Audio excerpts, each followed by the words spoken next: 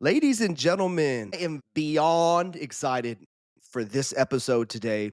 Number 6 is going to you right now, and I have a brand new guest. And here's what's incredible about this. For those of you guys who are watching this on YouTube, I would encourage that. Or if you're listening on any other streaming device or software for podcasts out there, you're going to either listen or watch me get to know this man. This is the first guest that we've had that has I've had no previous connection to, no previous tie to, never met him in person.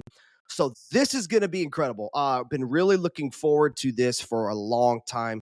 Guys, without further ado, welcome to the Place with TM podcast. I have with me today Chris Corradino with Mindshift Ministries. I cannot wait to get into his story, you guys, to get to just know more about him. I promise you, this is going to impact you today. Take a seat, grab some popcorn, grab your favorite drink, and engage with us in this conversation. Chris, how are you doing, sir? Taylor, thank you, man. I'm doing great. It's so cool to be here with you. I'm sort of coming to you from the future. It is New Zealand, so it is a day ahead. But, man, thank you for setting this up. I'm stoked to get into some things and just hopefully encourage some people, share a bit about our story, what we're doing out here. My goal is to, you said we've never really met before, right? We don't have a relationship, but there's something that we have in common, which is that we're brothers in Christ. And as brothers in Christ, we need to lift each other up constantly. The world is a challenging place. There's attacks coming from all different directions. And the scripture talks about bearing each other's burdens, lifting each other up.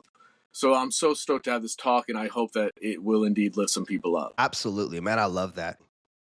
And it's funny, I'm not sure if I ever really asked you, but I was wondering, what was the connection point as well, just for my metric mind to see how I'm connecting to people. It's one of those things, again, Chris, I was kind of telling you a little bit this, guys, before we press play, that my organization skills are a tad bit lacking. And the same goes with it when it came to software, when it comes to tech.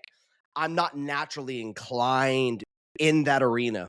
Yeah. That's one of the main things that took me so long to even get this going. I was just concerned about what it was going to look like, what it was going to sound like. And there's good. You want the quality to be good, but the connection, the reach. So how did you find me? Or was it a real, was it something I was trying to go back into my mind to see if there was something, kind of specific. It's a good question. So it was around Christmas, New Year's. Okay. In New Zealand, people take like a month-long break during the holidays. And I feel like when I lived in the States for most of my life, and in the States, maybe take a week off, maybe two if you're really lucky, right? But in New Zealand, stuff just kind of shuts down. And in that, like a lot of churches were closed and ministry just looked a little different. So I spent a little more time. I said, I'm going to be intentional and see if I could connect with some people through Instagram. And I went in there and I was looking around for some other Christian podcasts and things to listen to and just to help fill that space. And I found you. And I could just tell that you were dedicated, intentional, hardworking. You had a great presence online. So I said, let me reach out to this gentleman and see what he's all about, So here I am. So awesome. Man, it really, the giddiness that I've had to control, my wife already knows, man. I got to tell you, one, because when you get messages on social media, guys, everybody knows out there, right? You're first of all wondering, okay, one, is it real? Because man, you just don't know. You're thinking, is this a spam message? Is this account real? Oh, the guys want me to download something, probably to put some software, some bots on my... And once I did the research, found out you were a real account, I was like, okay, thank you. But then I dug a little bit more, saw where you were at, saw just a little bit, a snippet of what you guys were doing. And I'm telling you, dude, if it wasn't the biggest God wink for me personally, where you were at, I would be amiss. And my community knows it, that where you're at right now, that if I weren't just to bring it up real quick, brother. I hold in my hand, sir. You'll probably know just maybe a little bit around that area. I don't know. The greatest movies in my mind of all time, The Lord of the Rings, brother. You're living my dream. My wife knows it's on both of our bucket lists. Yeah. I have to ask you, man. One, and I don't want to assume, okay? Do you know of the Lord of the Rings? Do you know the lore? And then two, have you been to the Shire? Have you been to Hobbit? And have y'all taken that tour yet? Great questions, and I don't want to disappoint you. So I don't know.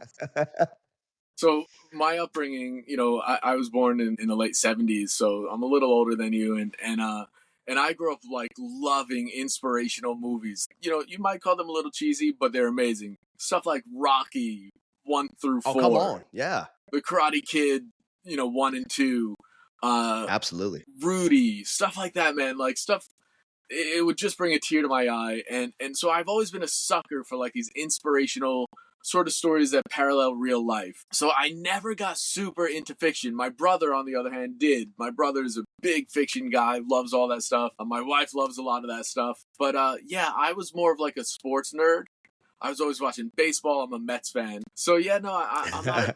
I don't know a ton. Sorry to disappoint you, but we have. No, it's all good. That's why it's like I don't want to assume that the world loves everything that I Yeah, that yeah, I but I do know that a lot of the places where the Lord of the Rings were filmed are spectacular. Like down south in New Zealand, amazing countryside. The scenery is just splendid, and Peter Jackson is like a huge, celebrity here because yes. yeah, it's huge, and he's done so much good for this economy, with his movies.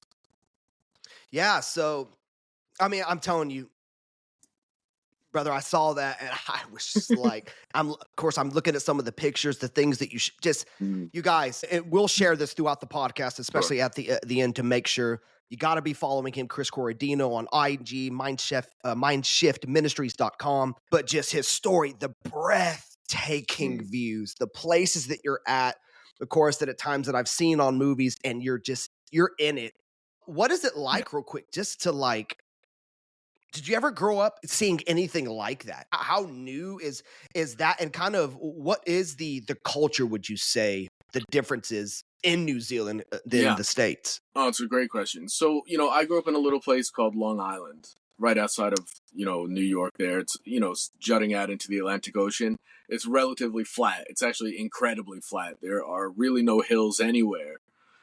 There's some gorgeous beaches, and there's a whole lot of traffic and a huge population. It's very suburban. I worked in Manhattan for 11 years as a photography teacher, and I loved it. And I got to see the sights and really experience that city life, and it was cool. But after doing it for so long, I was keen to try some new things. So I ended up moving out to California for a while, where I spent some time working out in Yosemite National Park, which was stunning, right? And those mountains would just make you cry. They're so gorgeous. Yeah. But when we moved to New Zealand, it was COVID time, right? Like the world was locking down. It was 2020. I think we Mm. landed like literally like on March 12th, 2020, and like 2 weeks later, the country shut down completely, as did most of the world. And so it's just a weird time to kind of experience a new country, right? Because neighbors were scared of everyone, and people were just freaking out. But the first thing that I noticed, first of all, like New Zealand has a population of 5 million people, the whole country. So Wow. in terms of like traffic, it doesn't really exist except for some of like the really populated areas. Like Auckland is a big city, but there's not a whole lot of traffic, and there's just a different pace of life.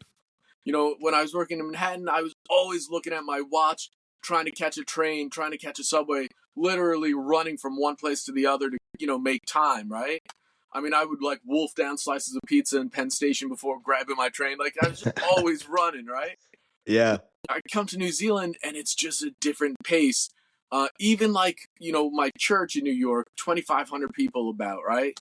4 services on a Sunday, in and out. You kind of make way for the next people to come in. There's no time to really connect and have a coffee with people. It's just intense. And I come here, and the pastor said to me, "Hey, what are you doing Tuesday? You want to have a coffee?" And I was like, "You can do that? Like, you're the pastor. You have space for that?" And in doing that, like, so what I'm trying to say is like, relationship is so key.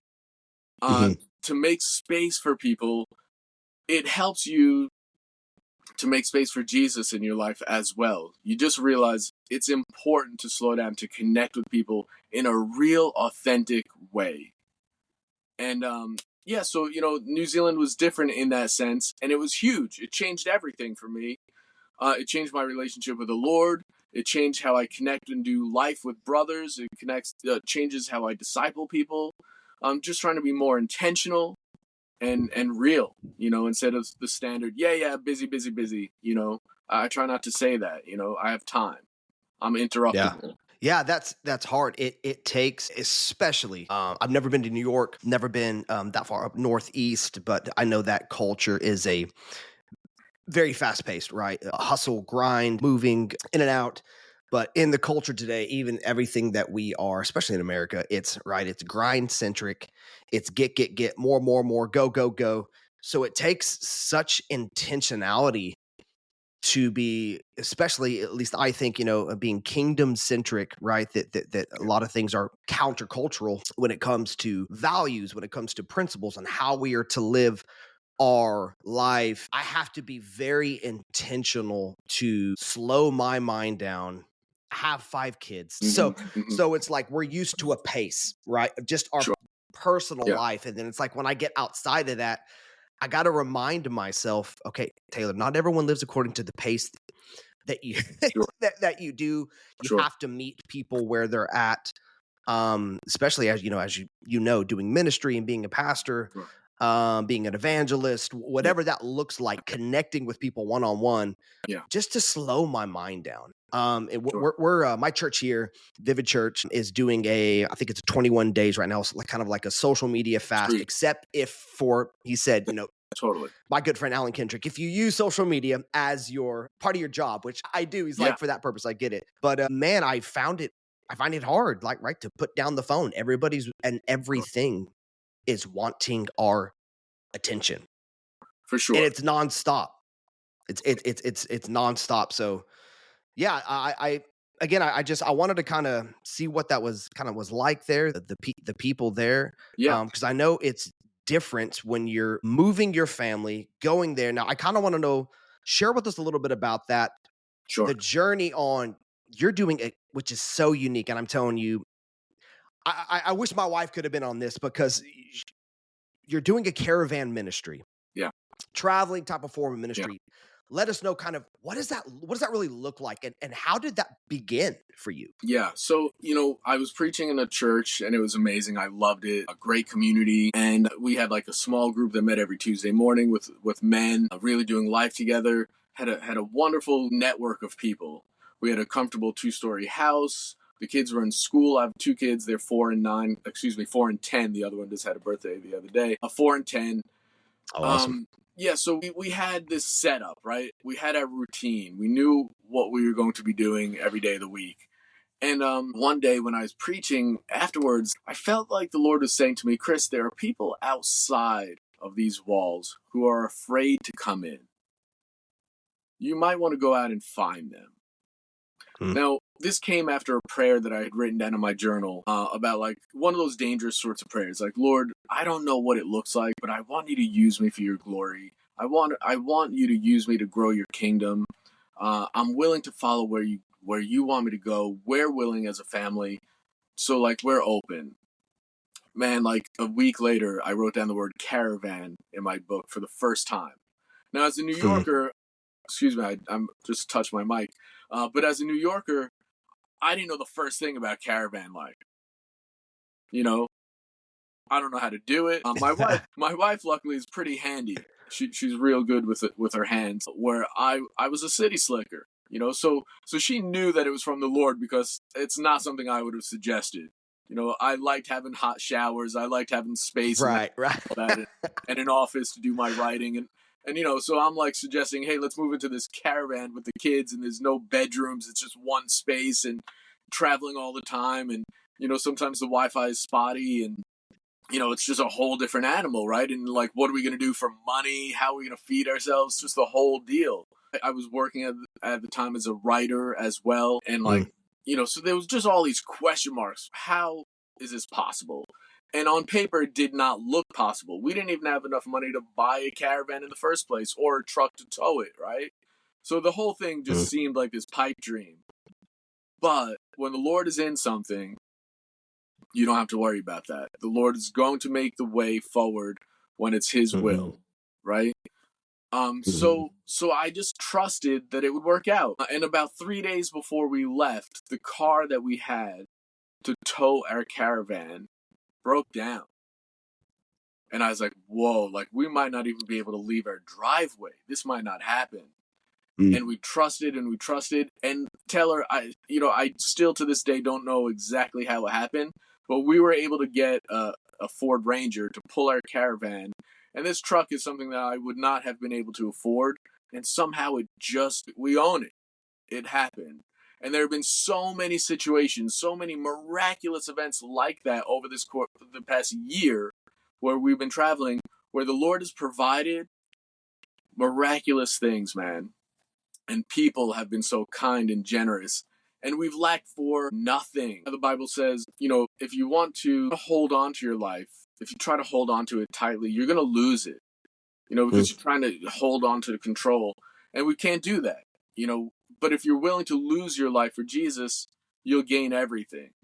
And that's been so true. It's not just words on paper. It is 100% my experience, our experience over this past year. Man, I think it's such a beautiful thing. And I think it connects the dots for believers and unbelievers alike.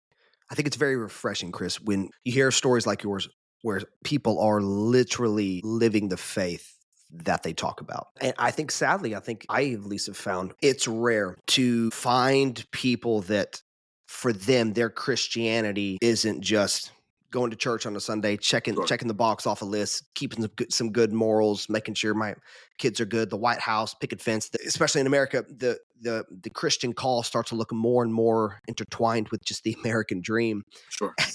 And in so many ways, right? God calls us obviously out of our comfort zones and into this life that we trust Him. And like you said, and I believe you said it in a way, said like it didn't make sense on paper. No. Right. Like if and what was so great, you're like, your wife knew that it wasn't you, that it was the Lord. This wasn't some hidden dream, like that, that like lined up with your personality, lined up with everything you've done. You're like, caravan, what is it? Like that can't be me. It's very refreshing for people that are like, okay, so there are people that are out there that are making literal massive moves, following the voice, following what they feel is the Lord, and then watching Him show up. I think that helps in context when Jesus said, like, he wants to find his life, right? It's pretty much going to lose it. Like, explain to us on that. What does for you laying down your life for the gospel personally, what does that look like? And why do you think people get maybe a little bit obviously like afraid of just even that statement? I think it's part of our survival instincts, right? Like we want to know that we're going to be able to feed ourselves and our kids, and when that's threatened, it's scary as a dad.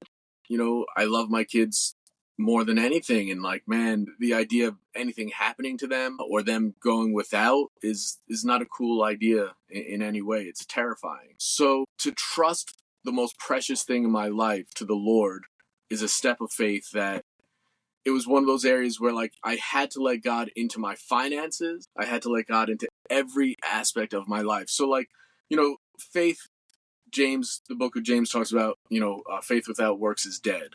Right. And I think that's powerful coming from Jesus's half brother. Like he knew Jesus super well. And I guess what I'm finding is like earlier on in my Christianity, I was cool with the Lord in many areas of my life. I had a relationship with Jesus. I would pray to the Lord, but I wouldn't let him into everything. Like when it came to like my bank account, well, that's mine. You know what I mean? That's for me. Yeah. That's for me to take care of my family. And then when I surrendered into that and said, you know what? I'm going to live more generously. I'm going to tithe on everything that comes in. What happens is it's paradoxical in that like as you release control, the Lord fills up your bucket. So you have to like empty yourself out every day. And in doing so, the Holy Spirit fills you. And like I said before, like we've lacked for nothing. I went from having a steady paycheck to no paycheck. thinking this is going to work, and it just has. But I wouldn't have known unless I stepped out. And I feel like God has honored the obedience, and we've had options. Like, it's been real clear discernment. Like, you could choose one of two ways here. You could choose faith or fear. Which one is going to be? You could turn around and go home and have a steady paycheck again, or you could keep going and follow me. So we chose to keep going. The Lord honored it. Provisions came in. He's such a good God, and we have free will, but we have to choose faith and obedience, even when it doesn't make sense. Yeah. As you are talking, my mind was going to so many times in our life, me and my wife's life, that I relate so much to having to, man, oh man, make those decisions that don't make rational sense. Yeah. It's not common sense, but the Lord confirms it over and over and over again. Yeah. And through many different various ways that he knows how to speak to us, whether it be through his word. I've had God use a commercial to wild things to speak. Like, I'm going to let you know this is me in 70 different ways. So you stop doubting that, hey, I'm knocking on your heart. Yeah. I'm talking to you. Like, this is the way, go there in it. But man, does it not get different? Just like you said, when you're a dad, when you're a husband, because I feel like a lot of people say that think that it's easier to make these decisions of faith when the risk is all on you, and maybe there's not kids that, may have to suffer the consequences or the risks or the effects of whatever that is of walking that line of faith, and you don't know where the money's going to come in, or you have a wife that we as husbands, we want to take care of, and all those things. And I've had to switch my mind, and I want to know how you've done this. I've had to switch my mind that, no, wait a minute, I'm involving my kids in the process and actually showing them the way of true, legitimate, almost patriarchal faith, where Abram went out, said, like, not knowing where he was going, he went. Now, of course, the Lord just, you're going to go to this place that I promise you that I'm going to give you. How have you and your wife managed to, if there is such a thing as balance? I've had so many conversations about this whole balance thing between ministry and that. How have you integrated, I would say, that ministry with your family to where kids don't grow up resenting ministry? They don't become, like the typical, they would say, like pastor's kids, who go wild because they saw what was behind the curtain and daddy was never home. How do we protect that? How do we do that as dads? Yeah, it's a work in progress for sure. And I've read the stories about, pastors' kids and them walking away from the church because they never got to see their dad and all that. And so what I've done and what we've done, my wife and I, is we just include the kids in this great adventure for the Lord. And what I mean by that is we pray together as a family. Every day we read devotions as a family. We talk about it. We give the kids opportunities to play, to be kids, but we also try to deliver biblical teaching in a way that, when that kid today, threw your toy in the water, let's talk about how that felt and what we could do about it. Or did you notice when that guy was rude to daddy, how he handled it? I prayed for I prayed for the guy, and that's what Jesus teaches us to do. So life is filled with learning opportunities. So like homeschooling, it's been easy in some ways, challenging in others, but easy in the sense that, like, the world gives us so many opportunities to teach biblical principles. And then there's all of these other adventurous ideas, whether we're swimming in lakes or checking out mountains or glaciers or waterfalls and hiking and being outside and just being kids, right? So it's a lot of fun. So yeah, it's a little of that, and then it's also being sort of intentional about, hey, let's spend an hour doing some reading, let's spend an hour doing some writing, let's work on your math, but then let's get outside and jump in the lake, So we try to have fun, and our goal is to inspire like a love of learning for the kids. And when we go to churches on Sundays, and we're always in different churches, right, as we travel about, it's been amazing to see how the kids just take to these new environments like they've been there 100 years. They walk in like they own the place, and we're like, wow. They're ringing the church bell. They're walking the Bible up to the altar. They're just helping out, getting involved, eating the cookies at the end, like just having a great time. And what I've seen is like their prayer lives, their relationship with Jesus absolutely getting more and more real. So I Mm, love the fact that, I'm not going to have them forever under my roof, and if there's one thing that I could give them that would stay with them, I mean, a faith in Jesus, that's the best thing I could possibly offer. And I know there's going to come a day when they're tempted and they face these, struggles. And I'm hoping that this groundwork, this foundation that we're giving them now will stick. yeah. I had a little bit of a mini wake up call in my life, January 2024. Mm. Where our church was doing 21 days of prayer and fasting, and we're in the building at the time. I think it was like 6 a.m. here, and at the time, that's when I began my coffee journey, Chris. I was never been a coffee guy. I mean, I feel like, right, it's like the one thing you do that it's like everyone's like, what's wrong with you? Because everyone else is apparently obsessed, and I'm like, y'all Right. are all faking it. You Right. just don't want to be the awkward guy standing out. Yeah. It tastes like water through a filtered sock. Quit the joke. Stop it. So it's been a year and something, and I've got a coffee machine now in my home, and I'm not obsessed with it, but I'm having to have it. So it's Mm. 6 a.m. I'm not a morning person. I'm Yeah. having to sludge it down, and I never forget I've got the mug in my hand. And all I can say is I had this vision, Chris, of my eyes are open, and I just see my path. Mm. I'm at a fork in the road. Yes. And I see pretty much the Lord just kind of telling me, if you continue going in this path with your Yep. habits, your Yep. choices, your actions, Sure. and he kind of showed me everything physically, mentally. Yeah.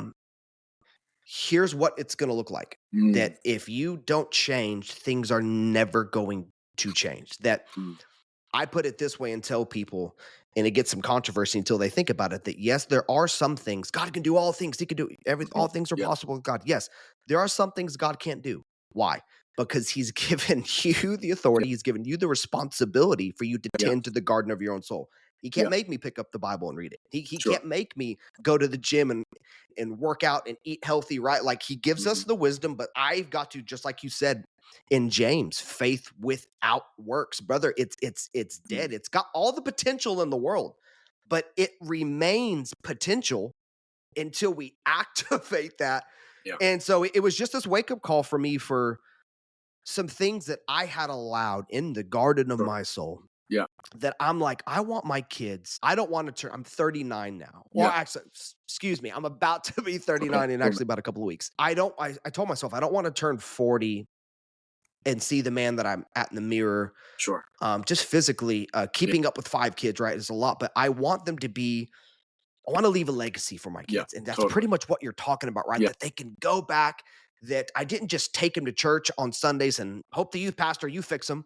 Sure. Right? It's just what a lot of parents do, or that Sure. we leave the ministry on the burden the shoulders of the pastors and think that it's their job. Right. And finding out how exciting it can be, that the daily actions that I do, because man, as you know, our kids are watching. And they hear every word. They hear do. the wrong words. They do. Just being honest here. They Yeah. come out of our mouth, and Sure. they hear the good stuff. They see the Yeah. good and the bad. But I've learned to involve them, in it all, the ups and downs. One of the most powerful things for me was one night that my daughters were struggling with some things at night and couldn't sleep, and some night terrors. And we had really been praying, just anxiety, until tears just filled up my eyes, Chris. And I said, and I felt the grace to say this. I said, my journey, my daughter, I said, I don't have the answer either, baby. And just crying. Yeah. Because we always feel like we want to have the answer. You're course. daddy, you're the Yeah, hero. Surely you know. Yeah. And we just prayed together. Until then we just totally. sang. I had no answers. And I think in that moment, ever since then, one, there's been this trust for her and my kids too, because I've talked to them about it, to have more conversations and feel open. That, I can have questions too. I don't have to know everything either. Sure. I can have some doubts, some concerns, express some things. Absolutely. And it just breaks down those walls. And I just love it, Chris. And I applaud you and your wife. And what's your wife's name? Abby. As well. I want to say Abby. Always I love it, because she is. I get it. Y'all are rocking it and killing it together. It's never a one man or woman show. My God, do I know?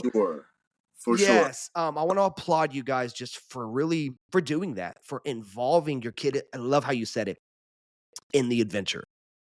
Man, if we can make faith an adventure, right? It has the highs, just like the Lord of the Rings, the ups, the downs, the lows. That's why everyone loves the movies and the lore of it all. It's so powerful. Talk to us a little bit, our community, about. We had talked previously a little bit, kind of seeing that some of the lows that you and your family, you and your wife maybe Sure. specifically had went through some things that you felt that God can use those valley Yeah. times to prepare us for the mountaintops. While in the moment of it, right? None of us like it. None of us like it because it's pain.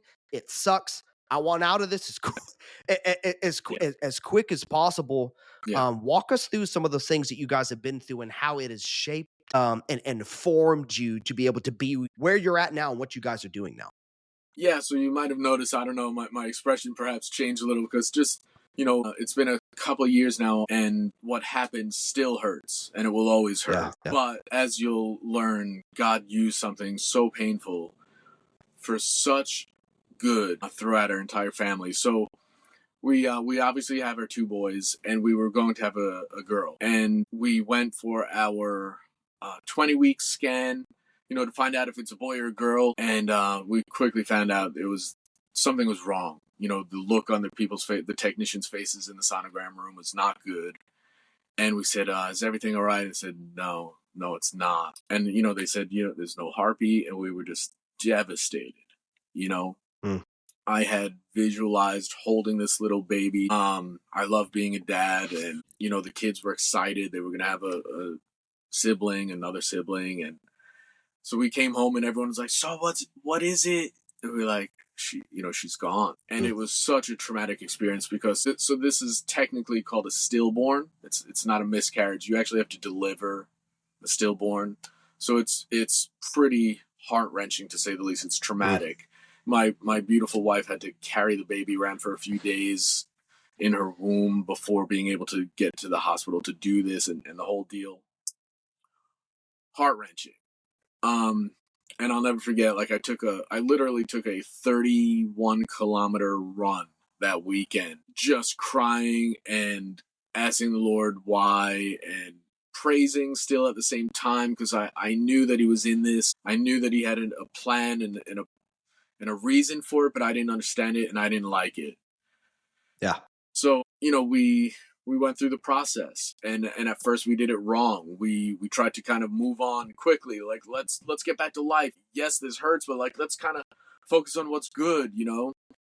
But if you know anything about grief, when you try to sweep it under the carpet, it comes back in other ways and bites you. And that's Mm. kind of what happened to us. We started falling apart. And, what started out as it made us stronger together, the cracks were showing because we were both not handling it in ways that were really productive because we were ignoring it. And there's this, elephant in the room, right? So Mhm. I couldn't write. As a writer, I tried to write about it. Man, Taylor, I couldn't even write a paragraph. It was so painful to put myself back in that room. Yeah. Yeah. Couldn't even write a few sentences. I would just shut the screen, forget it, I'm done.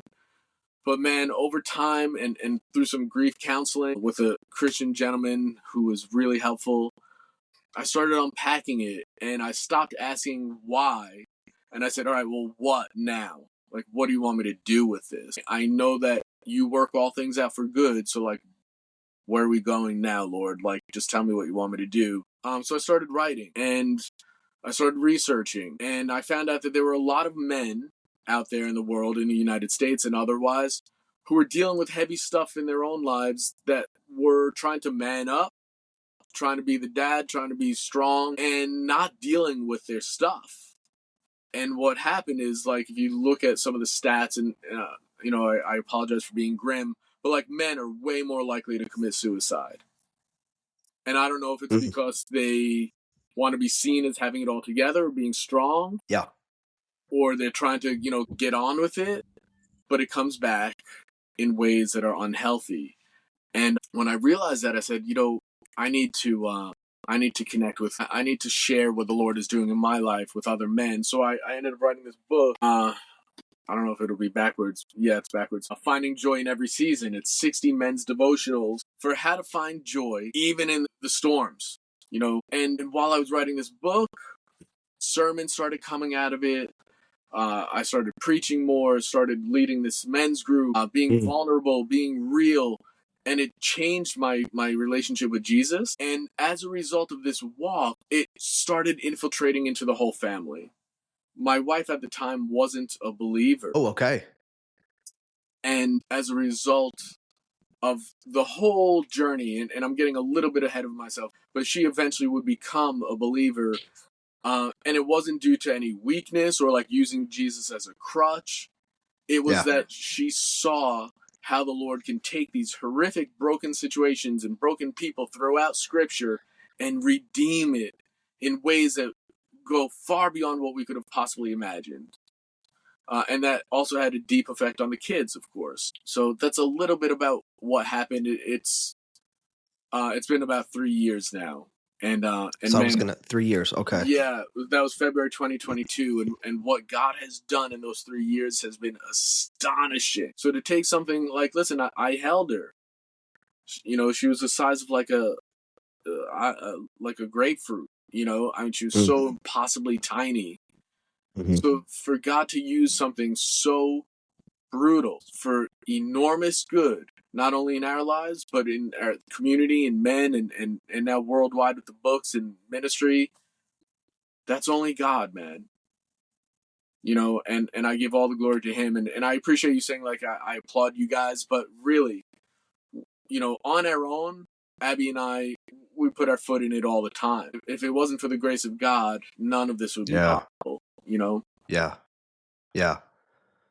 Yeah, no, man, those are the moments in life that, right, like words don't do any justice. Like you said, you couldn't write, you probably didn't want to do anything. Like the level of pain, man. I'll never know it to that extent. Our first attempt in pregnancy was a miscarriage. It wasn't like yours. It was 9 weeks, and Yeah. it was different. We were away from family. Still devastating, just hard in its own way. And we've had 5 kids and had a lot of complications on almost every single one of them. Really, like literally by the grace of the Lord, that my wife is alive. Especially after this 5th one we had during the time of COVID. And my boy, and they were both in the hospital for weeks. Wow. He was born early. And she had, I think it was placenta prurita, I think it's what it's called, and percentages of not living. And they have literally about 15 doctors with notes in the room with us, and because they're studying, this is a very weird, different case. And they prepped me, and they said, you know, you just need to know she may not come out of this. And so, what are the weird paradoxes in life, right? And of course, they both did. Just for the for people to know how that ended. I kind of was going to leave that on the edge there, but they did. But one of the weird paradoxes is, it reminded me who wrote this. Off the top of my head, I can't think. When he said "rejoice in tribulations," who was the author? Who penned? Was that Paul that was penning that? I believe that it sounds Paul. Like because he's like in prison, writing exactly. these things. But how, like, I'm just going to be. If you've watched any of my podcasts, Chris, you know, everyone else knows I want to be real. I want to be vulnerable here. Like, there are moments that I'm like, no, F you. I don't want to rejoice right now. Matter of fact, I could just say deuces to the whole God, Jesus thing. Absolutely. You know, especially, you know, you're doing everything you can to obey. And the blindsided effect and the paradox of finding joy, finding strength in the most darkest, cruel, unfair of places. I know you wrote that book. And I know that you got another book, and I just think that beautifully kind of ties into, okay, so you're being lifted into those places. Like, Chris, like, what do we do? Help us, like, okay, so how do you really get through that? What are some practical, spiritual, whatever those things that we can do during those times to not just stay stuck in the mud? And because some people go through things, Chris, and they don't have the story like you did, where by the grace of God, you got back up. Some people, they still haven't got back up, and it's been 10, 15, 20 years. Kind of talk to us, a little about some of the things that you guys walked in, especially according to that second book that I know that you have. Sure. So, you know, we named her Joy. You know, and it was for a couple of reasons. It had some family connections on Abby's side of the family, but also for me, it was about the book of James, where it says, you know, consider it or count it all joy when you face trials. And then it goes on about what the trials do and how God uses them for good, right? But man, no, I didn't feel like it. I didn't want to. Yeah. Have I used profanity in prayers before? I'm ashamed to say I have. Just being real. Likewise. Yeah. So Yeah. so like so to answer your question, like what did I what tips can people grief looks different for everyone. For some people, Yeah. it's a clean 6 week, or there's 10 things that you go through, 10 bullet points or whatever. It's different for everyone. I've learned enough to Mhm. know that how I experience things may be different from you and vice versa. So I will say this though. I do think that being vulnerable is powerful for two reasons. If you're real, someone asks you how's it going, and you say good, good, yep, yep, busy, busy. You know, what are they going to say back? Well, how are you doing? And they're going to say the same thing. There's no space for them to be real with you. So Yeah. if the timing is right, I'm not saying if you in the middle, it's church and it's 5 minutes before the service starts. Perhaps that's not the right opportunity. But to reach out, to send a text to a friend and say like, hey, do you have time for a phone call in the next few days or tonight or whatever? And to make that space and to be like, hey, I just got to let you know, it's been pretty tough. This is what's going on. Put it out there because people don't know what to do with death, and they're afraid to reach out because they don't want to say the wrong thing. They don't want to, Yeah. Yeah. hurt you, or embarrass you, or whatever it may be. They don't want to screw it up, and that comes from a good place, right? Like I appreciate their heart in that, but on the other end of it is a guy sitting by himself, not knowing what to do with his grief. So, what I'm saying is, don't wait for people to reach out to you. Be proactive. Reach out to Mm. people. Be real and Mhm. vulnerable and say, I'm going through something, I could use some help. Be specific about what you need. Like I said to my friends who make a mean guacamole, they're like, what can we do? Like, we don't want to step on your toes, this and that. I said, what would be amazing? What would really lift my wife's spirit? She's always loved your guacamole. Would you mind just bringing it by the house? Real specific, right? And like on a normal day, like I would have never asked for something like that to be that specific. But in this case, I knew it would lift her spirits, and that's what I'm talking about. Being like Yeah. intentional, being real, asking for help, and in doing so, they open up about their stuff too. And all of a sudden I'm hearing these stories. Actually, my mom lost someone or I lost someone, and we could start to bring it to the Lord together and work as a community instead of being the lone wolf. Because as if you watch any nature specials, if you see a lone wolf, that's probably a dead wolf soon to be, right? Because they don't have their pack. We need to operate as a community. Yeah. We're Yes. stronger together. And I don't know about you, but if someone's just giving me the routine answer, the stock answer, there's nothing to build on. If you're not going to be real with me, I'm not going to open up my deepest can of pain with you. You know what I'm saying? So being vulnerable, asking for help, whether it's a Christian counselor or whatever it may be, bringing it before the Lord every day. Feel free to God can handle it. He's big enough. If you're angry, you could be angry with God. And he will take that and use it and answer you and speak to you. And I think a lot about Genesis. I think it's chapter 50, verse 20, where it says, what the enemy meant for evil, you used for good. Mhm. And man, is that so true. I can't explain why all these things happen, why there are wars and fires and, school shootings and whatnot. There's all this horrific stuff. We live in a fallen world, but God will use it for good. And what me and you see, Taylor, before us, we have very limited eyesight or perspective, should I say. We can only see what's kind of around us. Maybe we could see out 5 years from now, maybe, right? The Lord sees the whole thing, all of eternity. And we have to trust, yes, this is painful, but God did this for good. And that's a tough thing to do, but I believe it's possible if you dive into scripture and you really read the heart of God. He's not an angry God. He's Yeah. an amazing, loving God who wants what's best for everyone and everything. It's going to take a little bit of time to work through. And grief can, like I said at the beginning, for some people it's open and shut. For some people it's a lifelong thing. So I would just encourage you not to go through it alone. Yeah, I think I think right there that's the biggest thing. It's like you said, it's going to look different for everybody. The context is going to be different for people, whatever that pain is, whatever the situation is. Yeah. My family, me and my wife, we've went through things and seen things that we never thought, and we don't like, what do you do with this? There's no book for this. No, There's exactly. no manuscript, No. right, for what certain people go through. So yeah, it is that fear too of, like you said, how do I relate? What do I bring to the table here when Sure. I know that somebody is hurting, if it's somebody else that's hurting, or if it's me that's the one that's hurting. But I do think just the value and the power of presence, just Mm. being there. Yeah.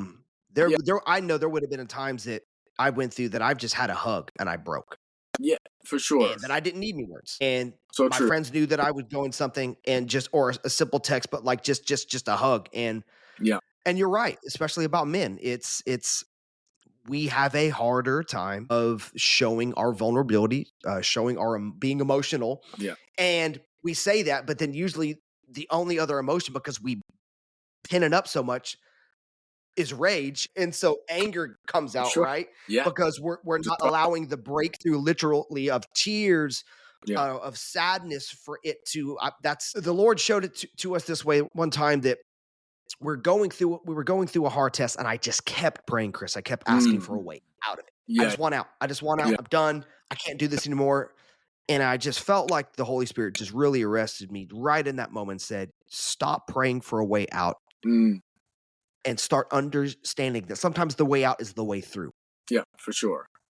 Because there, and you know this, Chris, there are keys that God is trying to give us in those moments, that it even says Yeah. that we go through these things that we may encourage those that are Yeah. also For sure. going through Absolutely. persecution, going through tribulation, going through the trials. Because think it not strange concerning this fiery trial, it's going to happen. Yeah. But I think that there's a right way that we could go through the fire, and we can be forged or we can be scorched. And I think a lot of that 100%. depends upon our reaction to it. We can just allow it to burn us up, and then we allow our actions afterwards. We make our own fires, and now we're making our own mess, and just, Yep. right, it just kind of cycles. Or we can learn from it, accept the reality of what is happening. I think that's the biggest danger, Chris, is not to. One of the dangers. Now, I don't know your background. That would be interesting to find out your background of kind of denomination, if you grew up in church, Sure. stuff like that. But I Yeah. grew up really at the age of 15. I wasn't really raised in church. Okay. My mom's side, all Catholic. My dad's side, Church of Christ. So you're Yeah. talking like the most Cool. different The full body. ends of the spectrum. But I love it. I love it all, because I have friends in every single Yeah. denomination. I have friends that are atheists. I have friends Sure. because I love people. But it was different for me coming through a Word of Faith Pentecostal now, which is now really non-denominational background, whatever. Mhm. That I think one of the errors that we have in that is this, that I'll never forget this preacher saying this, and I just knew it. It just, for me, it just felt wrong, that Mm. you're to never say that you have a headache. You're to never say when something bad happens. You just got to say that it's this and it's not this. And it's like, I know what you're trying to say, that we need to be optimistic. We need to be people of faith, that I believe God heals, that I believe we we're more than conquerors, all of these things. Sure. But I don't think, and let me know what you think on this, and kind of what your background of faith kind of looked like to where you're at now, that I don't think that ignoring or saying that there is no issue, I think there's danger in that. If Sure. you, Chris, were to have pretended like that didn't happen, Sure. because many of us, that's how we get over our pain. Sure. Like you said, we sweep it under the rug, right? As if Yeah. it's never going to find its tentacles to come back later down in our lives. How do we, in faith, admit what's happening, accept what happened, accept what is currently happening, but we don't have to accept that it's the final chapter of our life? Yeah, so just a couple things. So I guess the first thing is maybe perhaps the most important. It's seeking God's will. And, I think of Jesus in the Garden of Gethsemane, where he's like, Father, if there's any way, take this cup from me. He's facing this horrific death and physical torture, but he said, but your will be done. To think that Jesus's death, something that horrific, could have been used to save the entire world, to redeem sin, to give us all a relationship with God. It's it puts it into perspective. And he was fully God but fully man. That pain was real, and Peter, he cut off the guard's ear, and Jesus was like, what are you doing? Like, this has to happen, right? God has a plan. It might not look the same as what I was hoping for or what you were hoping for, but his plan is the best plan. And I'm not going to get in the way of that. I can't get in the way of that, nor should I. But if you trust that the Lord seriously is good, then you can rest in more peace, even in the storm. In the story about the waves, the disciples in the boat, and there's a storm coming. I mean, how many preachers have preached about it? Jesus is fast asleep, totally asleep. And I think one of the takeaways is it was a way for him to explain that we need to rest in his presence, even in the storm, because he's in control of everything. The weather, the waves, the wind, everything. So that's a little bit about that. And then as far as denominations, sure, I grew up in a Baptist church and it was amazing. I loved it. A lot of youth. We had a great youth group, friends that I still have to this day, which is pretty cool. And then from there, I was in the United States Navy, and there was a non-denominational church on the base where like just everyone went. And I felt God's presence in that place just as much as I felt him in any other place. And I realized, it's not necessarily about the denomination. And granted, there are different nuances to each denomination, and I think those are all valid and important to learn and to understand. Yeah. But man, yeah, God's body is one. We're all integral parts of it. We need each other. I think there's a lot to learn from Catholicism. I think there's a lot to learn from Protestantism. So just as believers, it's all there for us to just reflect on, to incorporate into our faith. And I think that makes us more well-rounded believers. A part of my journey in the beginning of last year, especially last summer, I had this explosion of curiosity. Of just wanting to know, because I have found that, and I said it this way, everyone knows the saying, curiosity killed the cat. Sure. Right. But that's not the end of that. That was never the end of that statement. The end of it then was, but satisfaction brought it back. Ooh. And so, right, we love to just, preach our fear and talk about, you should never go outside of the borders of what especially denominationalism. It's like this thing, right? That it's like, it just hit me. I'm like, I wonder what I'm missing. Sure. I wonder what virtue, what wisdom. Sure. What else I could add to my faith, to my walk, or to my practical, to my spiritual life that I'm not allowing because of the confines of what my religious structure set up, my past, whatever has told me. I think that there is a healthy curiosity. I even believe that there is a healthy, what is the word now I'm thinking of that everyone's going through when they talk about breaking down their faith? Deconstructing? Is that the new thing, right? Deconstructing. Works, yeah. I think there's a healthy part of that. And I know where it's not, for me, it wasn't going to lead to this idea that now I no longer believe in God and I'm just wanting to throw it all away and throw away the words of Paul and throw it away, and rip out pages I don't like. And, we make our own God and call it, him, when it's the idol formed out of our own hands. But there was this curiosity of just wanting to, I don't ever want to say that I know it all. I don't want to ever get to a point that I just think that I've arrived with what my denomination, even my pastor, has taught me. So I went on this healthy curiosity and just was consuming podcasts, consuming books, and consuming literature and all sorts of things from voices that I wouldn't normally gravitate to because they think like me, they talk like me. Like, you know what? I want to know, what is Eastern Orthodoxy? I want to know, what does the Calvinist? I want to know, again, the Methodist, the Presbyterian, because now not everyone holds this belief, but if we do believe, like you said at the very beginning of this, at the end of the day, man, if I believe that Jesus is the Son of God, that he came, he lived, he died, he rose again, for me, like, if we hold to the tenets of the faith, despite the nuances, right? Despite the discrepancies, despite how it manifests, how it looks, you're my brother, right? You're Yeah. my sister. Yeah. I think that, and this is one of the biggest reasons I wanted to create this space, and we need to be having more conversations and come out of the limitations of our fear. Because at the end of the day, I think it's just really what it is. We fear what we don't know. We fear what we don't understand. And so a lot of times in our ignorance or arrogance, we mark it off and say, well, that's just not real what they do. Oh, well, maybe let's do some finding out before we just mark it off. So that's what I've done. So Yeah. that's, I wanted to hear that just from you, that I think it's really good from our community to know here that I've got people who are unbelievers here. I got people from every denominations Yeah. that I think when we hear people's stories and what people go through, we find out we're a lot more like, than what we realize. Yeah. Yeah. Yeah. You know, when you think like as a dad, right, you know, your kids are getting dressed and when they're little, especially, and they're putting, you know, two legs in one pant, you know, and their shirt is upside down, their shoes are on the wrong feet, and they're like, you're like, you want some help? And they're like, no, I can do it myself. Right. As adults, like, I think that sort of speaks to human nature. Like, we want to be like, I got this, I can do it. But you think about like the Sermon on the Mount, right? Jesus' perhaps most famous teaching, the very first beatitude: blessed are those who are poor in spirit.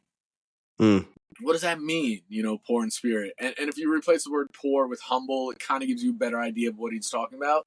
But like, I don't know it all. In fact, the more I learn, the more I realize I don't know. And Yes. like I'm trying to do with my kids, instill a life, you know, a love of lifelong learning. I want to be the same. I want to learn as much as I possibly can about our Lord and Savior and about all the saints who have gone before. And I'll never learn it all. You know, the Bible is so rich. And like you, I'm sure you read a passage one day and it doesn't necessarily speak to you. You read it 2 weeks later and it hits you like a lightning bolt. And this is the living word. So we're never done. It's not like you get your driver's license and you're just good to go. As believers, it's a way of life every day. And I said this before, you kind of need to empty the cup to allow yourself to be filled again. Because if I walk around with this idea that, you know, I got it all figured out, I'm definitely not being poor in spirit. Yeah. That saying, poor in spirit and turning the other cheek, those certain things that I think a lot of times we look at a lot of, even the pictures, the famous pictures of Jesus, right? Just the real soft faced and like, you know, poor in spirit. If we don't understand context, right? If we don't understand what the words are actually saying, we can kind of get this idea that Jesus is just wanting life to kick the crap out of us, or that I'm going to be honest. I had this thought, sadly, for a long time. Again, until I discovered through taking that journey of discovery and having conversations for people who have been down the road farther than me or been down different roads like you, and gaining insight and wisdom that I carried this for so long that false humility was a badge of honor. That's what I like, false humility in the sense of that I believed that I had to be, I say it this way, I had to be ugly so that God could be beautiful. I have to remind myself that I'm this piece of junk. And that was the only way that I could, for me, remind myself, as if I was almost lashing myself to be a better person, be a better man. So I don't remind myself that I don't make those, mistakes again. So I can be a better dad, whatever. And I just found that it was self-defeating. But because a lot of things that, again, I found out through going on that little adventure, and I'm still on it. And kind of like you said, I don't think I ever want to get off that train. No, I don't think I ever want to get off the train of learning. I don't think I ever want to, not that I can never have some rooted convictions, but that I want to be evolving. I think we need to constantly be growing, trying new things and things that are new. One of the things that we're doing right now is, again, our church is doing a social media fast. Now, there's a real fast when it comes to fasting of food. Man, I want you to talk about this because I think there are so many misconceptions. Again, people who count it out and say it's not for today. Again, right? All these things until they try it. I want you to talk about that because I believe you have some literature and some things on that as well. Why fasting? Fasting is huge, man. It is so important to the Christian life. And, you read the modern translations of the Bible. There's a story, I think it's in the book of Mark, it is, where the disciples can't cast out this demon from the young boy. And they try a bunch of times and they can't do it. But they had done it before and they had created some miracles before. But this one, they're just not cracking the case, right? So later in private, they go to Jesus and they're like, what's going on? Like, what do we do wrong? We can't seem to get it out, the demon out. So Jesus goes and he rebukes the demon and he heals the boy completely. And he says to them, there are some things that need prayer and fasting. Now, if you look at any modern translation of the Bible, NLT, NIV, ESV, the Message, whatever, you're not going to see the words and fasting. It's just not there. But if you go back to, like, say, the King James or even the New King James, there it is, prayer and fasting. Fasting opens up something in that when you block out the distractions of, whether it be food, social media, TV, whatever gets in the way of your relationship with God, whatever distractions it may be. For some guys, it may be Sunday football, right? It's not a problem for me, but maybe it's a problem for you. Like, it's different for everyone. Maybe it's scrolling through Instagram, whatever. Maybe it's spending too much money, online shopping. I don't know. But whatever gets in the way. Now, with food, I think that's slightly different and powerful because it's taking the power away from the flesh. And if the spirit is stronger than the flesh, then you could start to make the decisions that you want to make in your spirit, but that the flesh has been getting in the way of. So like Paul writes a lot about, what I want to do, I don't do. And what I don't want to do, I do. Yeah. It's because the flesh gets strong, too strong. And fasting from food is one of the ways to kind of break that. So I did a 46-day fast from what was called Ash Wednesday leading up to Easter Sunday a couple years back. And it was fasting from, fast food, of course, and having like smaller meals and no junk food whatsoever. No snacks in between meals, a couple of small meals a day, one regular sized meal.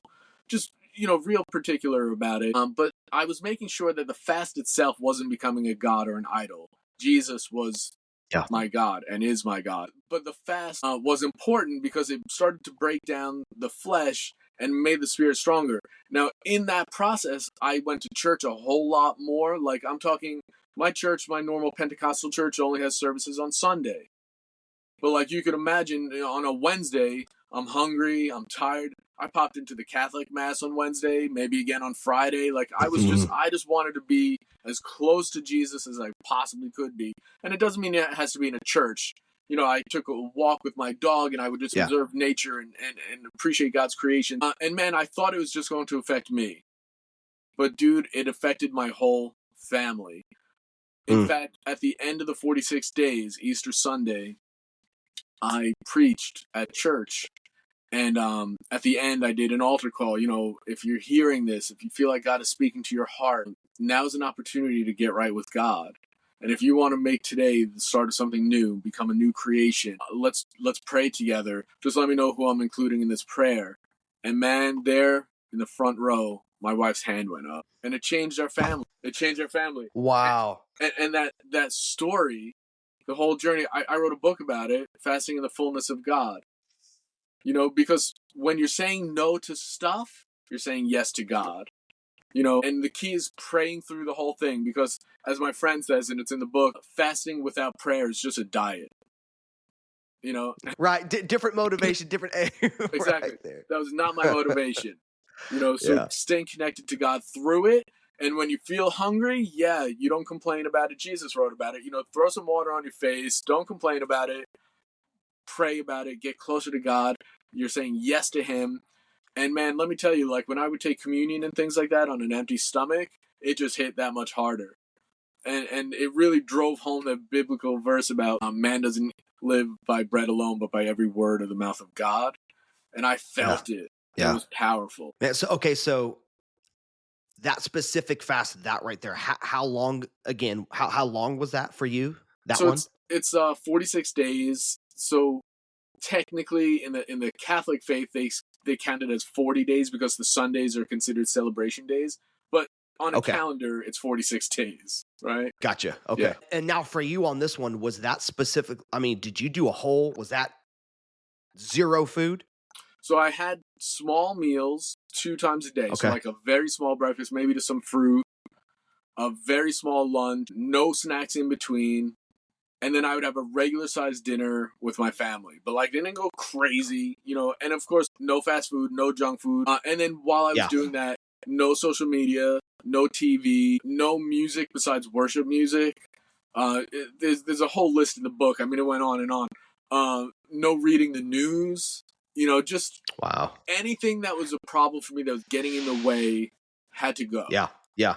And man, And see, go ahead. yeah, I love that. I love that right there because the fast can be personalized, right? For the problem who knows what their weaknesses are, Yeah. what maybe their current idols. For some people, Sure. I actually know some people that fasting Yeah. food is for them is not a difficult thing because Sure. they're not a foodie. They Yeah. don't like to eat. Now me, Yeah. I'm on the other end of that spectrum, Yeah. brother. I love to cook. Sure. I love to Yeah, eat. man. I love the nuances, the sights, the smells, the taste, Yeah. like I'm kind of an artist per se, just when it Sure. comes to my nature, Yeah, man. artistry. I'm a singer, songwriter as well. I love to write. So cooking for me is an outlet. Yeah. So I know that when I'm fasting food, like that's a tough thing for me. Sure. But like just like you said, for most people, and again, this is what our church right now is doing, the obsession and the addiction to social media, to right, the mindless scrolling at night, to the Netflix being on, Yeah. to, whatever our favorite shows catching up. Yeah. I think maybe even the culture's even shifted now. And I think my pastor knows this here, that, you know what, we're gonna really knock down the golden calf. Yeah. Let's see if everybody can get off their phone, right? Yeah. That they're glued in.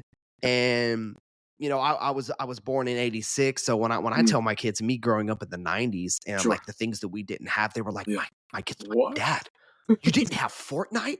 What did you Yeah. have a life? Like what? Yeah. What? You couldn't get skins? And I'm like, I wouldn't even know what a skin. No, a skin was. I'm like, kid, we did this really amazing thing. Yeah. Watch this. It's really cool. We played outside, we rode bikes, and like the street lights came on, and that's when you knew it was time to come home. And sometimes we stayed out a little bit later past that time. And it's wild, right? Yeah. The day and age, of course, that we live in, that our kids have no idea what the phones were on the wall. And sure, we had to wake up at school when the weather was bad. You had to read the little ticker thing at the bottom, and you're like barely awake. And it's crazy, right? Man, but no, just hear what he's saying, you guys. When you talk about fasting, it's so amazing. It's so powerful because you can customize it in so many different ways. There's Daniel fast, social media fast, but just what he's talking about. The biggest thing about that is you are telling your flesh who's in charge. Yeah. And the Spirit of God is taking over, and you are setting aside time, you're setting aside places. And again, not just eating for not eating's sake. Yes, get in the word, get into prayer, find ways when you can, get in the secret room, whatever that is, with the Lord, and commune with him. He's wanting to meet with you. And what was so amazing about that is not only, and you guys heard it, did it change, obviously the ripple effects to your family and you let me know or not, was that even an aim of yours for the fast? Like, did you expect that, or the Lord was just like, look what I can do when you put me first? No, I mean, in fact, during that 46 days, it was sort of the opposite. I was so on fire for the Lord that my wife was like annoyed at points. She was like, it's the only thing out of your mouth. Like, can we talk about something else? Oh, so man. Like, and yeah, she had a point. Like, I was just all consumed, and I couldn't talk about anything else, which was probably pretty annoying for her. But so I learned how not to push. I was like, like, granted, I desperately wanted her to come to Christ because I was concerned about her salvation, and I wanted her to experience the amazing things that I was experiencing through the Lord because I love her, right? So, but the more I pushed, the more she pushed back. So I learned in that time, I got to back off. I'm not going to be the person saving her. Christ is. So I planted the seeds, and then I had to just leave it. And I just did my thing, and she saw what God was doing through me, and she was like, that's pretty wild. So when it came Yeah. time, she'd have seen this transformation, and she wanted a part of that as well for herself. Man, oh man. It reminds me, which is kind of like my verse right now that just is stuck in my head. And I have NLT version. And I think honestly, I only got it. Well, the main reason too, I just love the cover. Just like this green, the Oh, mountains, like beautiful. Yeah. it's my thing right now, but it's NLT version. But Luke Nice. 11, the way it puts it in the parable where the man is in need of a loaf of bread, in need of food, and he wakes Yeah. up to go to his friend's house. I think it's midnight, 3 a.m., right? And he's knocking, knocking, Yeah. knocking. And I love what it says that Mm. he, not because of the friendship, Mm-hmm. but and I think that's my kid playing piano in the background. That's when you know, like the Oh, kids are good. like, "All right, Dad, you're on the They're doing it playing long you enough." out. Yeah. Oh man, oh yeah, he's letting me know. Oh yeah, he's my musical, my youngest. I know that's my youngest. But we keep it real here, y'all. Okay, we got kids. Like we're doing what we're doing. And it says not because of the friendship, he'll get up and give him what Yeah. he needs. But I love this, the way it puts it, because of your shameless persistence. Mm. And I'm telling you, Chris, when I Yeah. read that, it just like, because I'm going Yeah. through some things right now physically and some Sure. stuff that I'm like, Mm. why is it taking this long? Mm. I'm in a lot of pain. Yeah. And the Lord's like, sorry. ask, seek, and knock with shameless persistence. Get on people's nerves. And it's kind of what you're saying. It's like, man, everything coming out of your mouth and mine is Mm. Jesus. And at this Mm. point, she's like, man, like, he has to be real. Like just at Mm. this point, Jesus has to be the way. Like there is that like shameless persistence that God, the Holy Spirit, finds way right to annoy us, Mm. love us right to death, but that no, he chases us, man. He really Does. does in his love. He chases us down. For sure. For sure. So, Yeah. it is when you love someone, you want to share the good news with them. When you love someone, yeah. Yeah. Yeah, no, it's all good. Yeah, it's just when you love someone as an evangelist, I don't necessarily pray for more courage to share the good news. I pray for more love because if I love people, Wow. I'm Oh going to wow. share Yeah. with them. So like I see some people out on the street and I'm like, hey, do you have a faith? And like boom, like their life story, they've been carrying guilt for 40 years because of an old divorce or Mm, alcoholism or whatever it is, and I'm like, you don't have to carry it anymore. Lay it at mm. the foot of Jesus. Repent for it. Jesus will give you a new life. And people are open to that. They're carrying pain. So the point is, if you love people, it's normal to want them to convert, right? Because we love them so Yeah. much. But man, there's a Yes. right way to do it, and we have to understand that like our job is to plant the seeds, but like we have to be real careful. Like we can't get in the way of the Lord's work. We can't do it. Like I am not able to convert someone's heart. I can tell them all these things, but they have to experience God. They Yes. have to experience it for themselves. So it's a process and it's a fine line to walk. And I detail it a lot in the book. Like I prayed for her every day, but I started being more careful with what I shared because I just didn't want to bombard her in a way that she pushed away. That's the Yeah. last thing I want to Yeah. do is just get in the way of someone's faith. No, that's good. I love how you're leaving room for the Holy Spirit, right? To Yeah, for sure. do, like you said, what only He can do. That Yeah, we plant the seeds, yeah, and we do that, but you're allowing that space of grace. For people to taste of the Lord and see that He is good. We got a couple more minutes here. Listen, cool. it would be wild of me to just not talk about this and hit on this, and guys, especially for those of you who are just listening to audio only. I would recommend you go ahead and catch us up on YouTube, the Place with TM podcast. Look at this. So are you in your caravan? You're in that right now. Okay. Yeah, man. Like, guys, this is not for those of us who fantasize this life. I know that living in the tiny house is all the rage. Can we go be real quick? First of all, for those of y'all who talk about that, especially that have kids, what is wrong with you? First of all, let's get some psychiatric help. The man, it's got to be a calling. Like, help me out, Chris. I feel like I got to ask you, like, how are y'all doing it, man? Because, brother, I feel like there would have to be times for me I'm like, all right, I got to step outside because I need to just like primal rage scream. Sure. Oh yeah. I just need to get a breath of fresh air. Sure. You guys have obviously got to be graced to buy that, but what does ministry and what does life look like in a caravan traveling around in New Zealand? Yeah, great question. My wife and I listen to the Bible in a Year podcast every day. We're in the Word together. We're listening to sermons together. We're praying together. But we're also having fun splashing around in lakes and rivers and all that. And not to say that reading the Bible isn't fun, but what I'm saying is like we have leisure activities and we also have spiritual activities. Yeah. And we try to do it all. And in doing that, it's this well-rounded approach to life and in a way that doesn't make the kids resentful to the spiritual side of things because we're doing all sorts of cool things, you know? And New Zealand is so full of amazing places to be, whether it's the North Island or the South Island. It's a spectacular country. And so we're always in different places, different backyards. And we say to the kids, look, today we're by a river, so like let's have fun, you know? Other days we're in a town where there's a church of 20 people. Some days we're in a place where there's a church of 150, you know? So we minister at churches. I preach wherever they'll let me. We speak at home group and just encourage believers.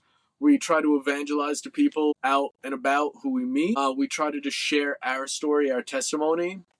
Sometimes I give books away. You know, the accountant says, are you selling any books? I'm like, not really. I just pretty much give them all away. And it's not good for business, but I don't care. So I'm not in the business of trying to, you know, pad my bank account. I want to help save souls and bring people to Jesus. So I give books away and even the kids get involved. You know, the kids are beautiful with their little, you know, phrases that they talk about and say to other kids. This is what we're doing. You know, that they tell the youth group leaders, you know, we're living on the road, we're doing this, and the youth group leaders are like mind blown. So like it's flowing through the family. My wife has done some amazing talks with some women's groups and just inspired these ladies because ministry looks different for everyone. For some people, ministry is at home. For some people, ministry is being a mom, and that is perhaps the hardest job of all. It's not always about being at the pulpit. Ministry can be anywhere. So that's kind of how it looks. And yeah, there are times when like the kids act up and it's 10:30 at night and they're both still awake and you can't send anyone to their room because we're all in the same room, you know? You're in the room. You're in there. Right. Yeah. So there are definitely unique challenges. Our fridge is like the size of a college dorm refrigerator. So like we have to go food shopping every few days. Oh, I know those. Oh, yeah. Sometimes there's not even a place to get groceries. Like there's just like a little Foursquare, which is sort of like a glorified 7-Eleven. So yeah, it's challenging. You know, when we use the toilet, we have to get rid of it in a cassette and go dump it out. And like, so there are these jobs, things that have to happen in order for this whole thing to roll forward. But in it, man, God has been so good and people have been so kind and donations come in and it's just phenomenal. You know, I don't have a traditional job and we have lacked for nothing. It's only by God's grace. Wow. That fire, I mean it. That fires me up so much when it comes to I'm moved by that, brother. And I'm telling you, my wife would easily connect with y'all as well, man. She always told me even when we were dating, her and street ministry, that's her thing. And we're kind of both hippies at heart when it comes to, again, I told you that, kind of going with the flow and easily love just talking to people on the streets, getting to know their lives, traveling to different places. But maybe it's a good thing that she's not on here with us, man. I'm telling you, Chris, that this may have been the final convincing for her, Chris. Just like, that's it. This is confirmation. They're doing it. Where are we taking our 5 kids and our 2 dogs? What caravan, what RV are we getting, man? And brother, just traveling the world, but whatever you want to call you guys, man, modern day missionaries, evangelists, sir, it is, man. I want to thank you. It's convicting and challenging for me, and hopefully for those who are listening or watching, to the less is more principle and finding that when you put yourself out there on faith, I always say this: God never wastes faith. He'll never waste it. Now the seed may not sprout into fruit. Sure. We may not see it immediately, but 2, 3, 4, 5, 6 years down the road, God will always be like, hey, you remember when you said yes to me then? Watch what I do now. Sure. And I think people need to see faith in action, brother. And just getting to know you and just getting to hear y'all's story and what you're doing it, living it in real time, you guys, real people. It's absolutely inspiring. Again, it's encouraging. Last couple 2 minutes here. Sure. Yeah. Before we let them know how they can just connect to you guys and support and get involved. Is there anything else, some sort of encouraging word, or anything else that maybe we haven't talked about that you would want to, just in kind of an imparting words, just kind of share with our community here? Yeah, thank you. So one of the thoughts is, you know, the story of the feeding of the 5,000, the feeding of the 4,000. There's those 2 stories in the Gospels. And, the disciples, they're kind of breathless. They're like, what are we going to do? There's all these people. How are we going to feed them? And Jesus says something profound. He says, well, how many loaves do you? And in that moment, he's saying, instead of having a mindset of lack, have a mindset of, in my hands, it's enough. In my hands, it's enough. So, like, whatever it is that you're dealing with, whatever it is that you're trying to accomplish, on our own power, we can't do it. Like, I think the book of John says, like, apart from me, you can do nothing, right? Yeah. Yes. And that's yes. a place of humility. That's a place of surrender. Pride is definitely the enemy of faith. So put that pride aside and recognize in Jesus' hands, all things are possible, but you have to surrender to him. And having that mindset takes the worldly pursuit of I need more to, like, actually, I don't need anything but him. And in that, he can do everything. Brother, this has been, I was been waiting for this one for so long. Again, from the moment you messaged me to now, and I look forward, man, just to keeping in contact with you. Cool, Taylor. Thank that's you. cool by you. Again, I don't want to ever assume like we're best of buds now. Like that movie, do we just become best friends? Yep. But I love it, man. Tell the people how they can stay connected with you if they want to support. I'm telling you guys, you got to be following him. Just the stories, the pictures, everything he's doing. How can they reach out to you? Where can they go to find you? Thanks so much. So the website is mindshiftministries.com. The same on Instagram, just that's the handle, Mindshift Ministries. Same on Facebook and YouTube. The other thing I'd really encourage you to do, it would mean a lot to me, is on the website at the bottom, you can subscribe to our monthly newsletter. And in that, we just send out this thing every month with just some encouragement, what we're up to, beautiful pictures of New Zealand, a kid's corner showing what homeschool life is like on the road, ministry photos, and just some things to keep people engaged with what we're doing and also keep our families up to date with where we're at. So if you could subscribe to that, we'd love it. And just thanks so much for connecting. I'd love to pray with you. And if this podcast has any way inspired your faith or spoken to you in a deep way, by all means, reach out. We're not strangers. We're happy to chat and just pray with you and encourage you. Brother, you're the real deal. Man, it's so awesome. Again, guys, this was first time truly talking to you face to face, and I'm glad the community and us here got to watch and to listen to this. I know you guys had to be inspired, to be motivated. Again, check him out, mindshiftministries.com, on IG, on Facebook, YouTube. Guys, get involved. We talk about it all the time. Connection and community is so powerful. Brother, I'm going to be getting your books. I am an avid reader as well, but I believe in supporting. Thank you. Absolutely. For those who are out there, I would say on the front lines, truly living it. You're the real deal, man. And who knows, maybe sometime other this coming year, we may have a part 2, see what's going on. Happy to. In the life of the Corradinos. But until that time, you guys, number 6 is in the books, The Place with TM podcast. Again, make sure you are subscribing as well and check us out on IG and Facebook. Brother, until we talk again, it was absolutely my honor and my pleasure having you today. As it was mine. Bless you, Taylor. Thank you so much. Yes, sir. We'll see you. See ya.